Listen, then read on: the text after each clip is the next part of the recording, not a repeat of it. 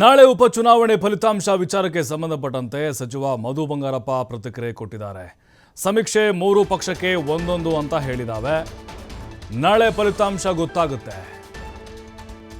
ಅಂದ್ರೆ ಇದು exit poll ಇದೆ ಅಲ್ವಾ, ಇದು ನಿಖರವಾಗಿ ನಂಬೋಕ್ಕಾಗೋದಿಲ್ಲ, ಎಕ್ಸಾಕ್ಟ್ ಆಗಿ ಹೇಳೋಕ್ಕಾಗೋದಿಲ್ಲ. ಏನು ಬೇಕಾದರೂ ಕೂಡ ಆಗಬಹುದು, ಅವರವರ ವಿಶ್ವಾಸ ಅದು. ನಾಳೆ ಫಲಿತಾಂಶ ಕಾದು ನೋಡೋಣ. ಇನ್ನು ಚನ್ನಪಟ್ಟಣದಲ್ಲಿ ಸಿಪಿ ಯೋಗೇಶ್ವರ್ ಪರ ಇದೆ, ಅಲ್ಲಿ ಅವರಷ್ಟು ಕೆಲಸ ಮಾಡಿದ್ದಾರೆ. ಮತದಾರರ ಸಿಪಿ ಯೋಗೇಶ್ವರ್ ಅವರನ್ನ ಗೆಲ್ಲಿಸ್ತಾರೆ. ಇನ್ನು ಶಿಗ್ಗಾಂವಿಯಲ್ಲೂ ಕೂಡ ಒಳ್ಳೆಯ ಅಭಿಪ್ರಾಯ ಇದೆ, ಸಂಡೂರಿನಲ್ಲಿ ನಮ್ಮ ಪರವೇ ಇದೆ ಅಂತ ಸಚಿವ ಮಧು ಬಂಗಾರಪ್ಪ ಗೆಲುವಿನ ವಿಶ್ವಾಸ ವ್ಯಕ್ತಪಡಿಸಿದ್ದಾರೆ.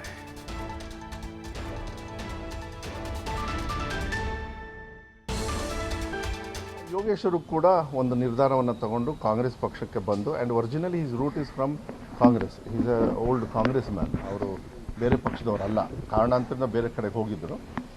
ನನಗೆಲ್ಲೋ ಒಂದು ರೀತಿಯಲ್ಲಿ ವಿಶ್ವಾಸ ಇದೆ, ಮತದಾರರು ಯಾರು ಅವರಿಗೆ ಕೈಗೆ ರೆಗ್ಯುಲರ್ ಆಗಿ ಸಿಗ್ತಾರೆ, ಸೋತರೇನು ಕೂಡ ಅವ್ರ ಜೊತೆಗೆ ಯಾರಿದ್ರು ಅವರನ್ನು ಗೆಲ್ಲಿಸ್ತಾರೆ ಅಂತಕ್ಕಂಥದ್ದು ಒಂದು ಭಾವನೆ ಎದ್ದು ಕಾಣಿಸ್ತಾ ಇತ್ತು. ನಾನು ಹೋದಾಗ, ನಾನು ಬರೀ ಒಂದೇ ದಿವಸ ಅಲ್ಲಿ ಹೋಗೋಕ್ಕಾಗಿದ್ದು, ಜಾಸ್ತಿ ಇಲ್ಲ.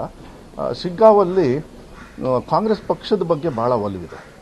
ಅಭ್ಯರ್ಥಿಗಿಂತ ಯಾರು ಬೊಮ್ಮಾಯಿಯವ್ರ ಮಗ ನೋಡಿದಾಗ ಎಲ್ಲೋ ಕಾಂಗ್ರೆಸ್ ಬಗ್ಗೆ, ಕಾಂಗ್ರೆಸ್ ಕೊಟ್ಟಿರ್ತಕ್ಕಂಥ ಗ್ಯಾರಂಟಿಗಳು ಮನೆಗೆ ಹೋಗ್ತಕ್ಕಂಥದ್ದು, ಮತ್ತು ಜನರು ವಾಪಸ್ ಅದನ್ನಿಲ್ಲ ಸರ್ ಸಹಕಾರ ಮಾಡಿದೆ ಕಾಂಗ್ರೆಸ್ ಪಕ್ಷ ಅಂತ, ಅದನ್ನು ಮತವಾಗಿ ಪರಿವರ್ತನೆ ಆಗುತ್ತೆ ಅಂತ ಹೇಳಿ ನನಗೆ ವಿಶ್ವಾಸ ಇದೆ.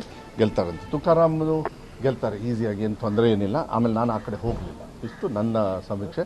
ನೋಡೋಣ, ನಾಡಿದ್ದು ನೀವು ಹೇಳ್ದಂಗೆ ಆಗ್ತದೋ ಇಲ್ಲ. ನಾಳೆನಾ? 23 ಅಲ್ಲ, 24 ಅಲ್ಲ. ಓಕೆ, ನಾಳೆ ಇಷ್ಟೊತ್ತಿಗೆ ಗೊತ್ತಾಗುತ್ತೆ. ನೋಡೋಣ, ಒಳ್ಳೆ ನಿರ್ಧಾರ.